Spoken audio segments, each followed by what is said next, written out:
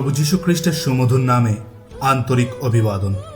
মধুলিখিত সুসমাচার 5 অধ্যায় 6 পদে লেখা আছে, ধন্য যাহারা ধার্মিকতার জন্য ক্ষুধিত ও তৃষিত, কারণ তাহারা পরিতৃপ্ত হইবে।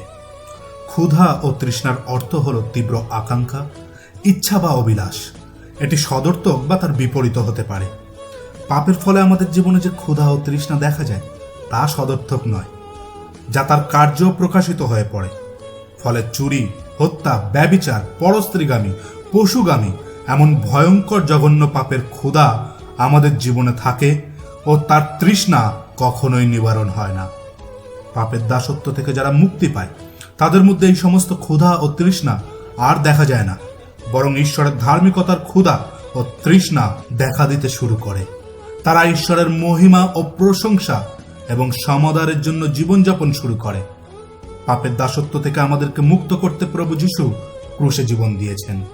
আসুন আজ এই দাসত্বের যে জঘন্য ক্ষুধা ও তৃষ্ণা আছে তা ত্যাগ করি এবং খ্রিস্টকে বিশ্বাস ও জীবনে মুক্তিদাতা প্রভুরূপে স্বীকার করে নিয়ে ঈশ্বরের ধার্মিকতার ক্ষুধা ও পিপাসাকে গ্রহণ করে নিয়ে অনন্ত নরকদণ্ড থেকে রক্ষা পাই ও স্বর্গীয় অনন্ত জীবনের অধিকারী হই।